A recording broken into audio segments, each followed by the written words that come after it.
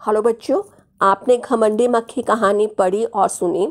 इस कहानी में आपने देखा कि मक्खी घमंड में चूर हो जाती है और घमंड में आकर सबको बहुत तंग करती है, लेकिन अंत में वह मकड़ी के जाल में फंस जाती है और अपनी जान से हाथ धो बैठती है। तो इस कहानी से हमने यह सीखा कि हमें कभी भी घमंड नहीं करना चाहिए। तो आज हम पाठ 6 घमंडी मक्खी का भाषा अभ्यास संबंधित कार्य करेंगे।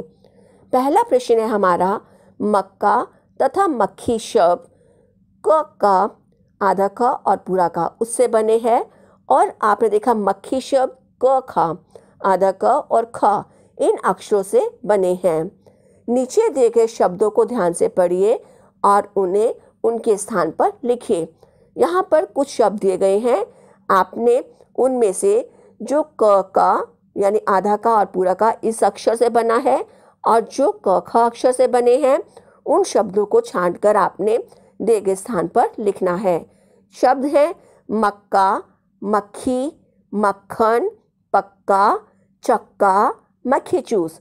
अब आपने यहाँ से शब्दों को चुनना है जो क का यानी आधा का और क पूरा का से बने हैं।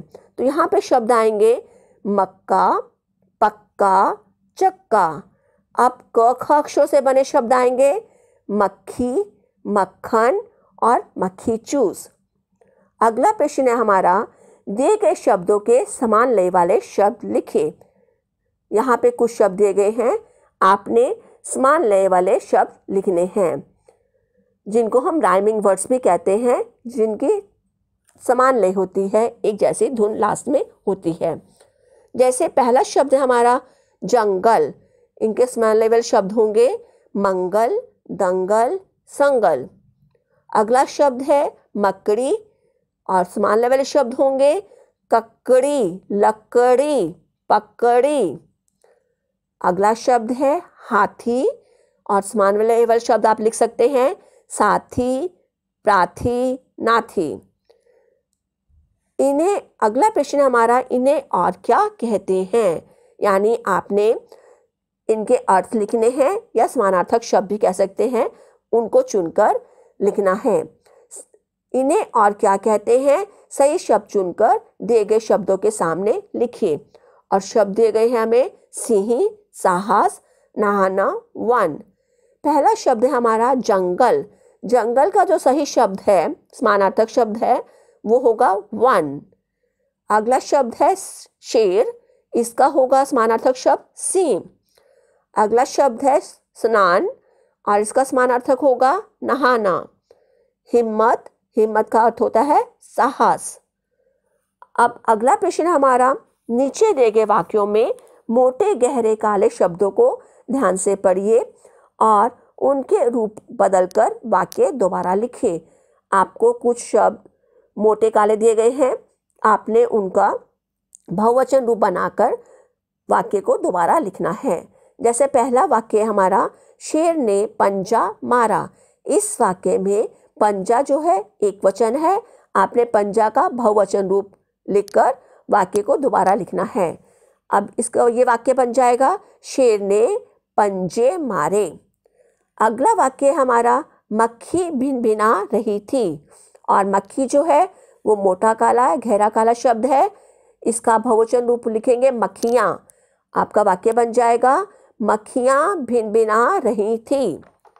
और अगला वाक्य हमारा, मकड़ी ने जाला बनाया। यहाँ पर दो मोटे काले शब्द दिए गए हैं इस वाक्य में, मकड़ी और जाला। तो आपने इन दोनों का बहुवचन रूप लिखना है, मकड़ियों ने जाले बनाए। इस तरह आपने एक वचन को बहुवचन रूप में बदलकर वाक्य को दोबारा लिखने हैं। अब अगला प्रश्न हमारा, नीचे दिए गए शब्दों का वाक्यों में प्रयोग कीजिए।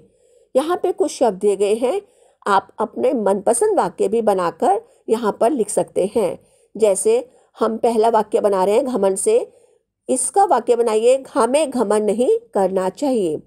अगला शब्द है हमारा कोशिश, इसका वाक्य प्रयोग कोशिश करने वालों की कभी हार नहीं होती है।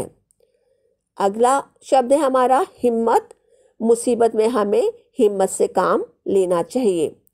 अब अगला प्रश्न है हमारा, दिए गए मुहावरों से वाक्य बनाइए। यहाँ पर कुछ मुहावरे दिए गए हैं, उनसे आपने वाक्य बनाकर लिखने हैं। वाक्य प्रयोग करना है। मुहावरा पहला है आग बबूला होना। इसका अर्थ होता है बहुत गुस्सा होना। तो आप इसका वाक्य बना सकते हैं, शेर मक्खी को देखकर आग बबूला हो गया। अब अगला मुहावरा हमारा मन मन मुस्कुराना, धीमे धीमे धीरे धीरे मुस्कुराना। इसका वाक्य प्रयोग, हाथी मक्खी की बात सुनकर मन मन मुस्कुराने लगा। अब अगला मुहावरा हमारा नाक में दम करना, बहुत तंग करना। इसका वाक्य प्रयोग होगा, मक्खी ने शेर की नाक में दम कर दिया। आप अपना मनपसंद वाक्य भी बनाकर लिख सकते हैं।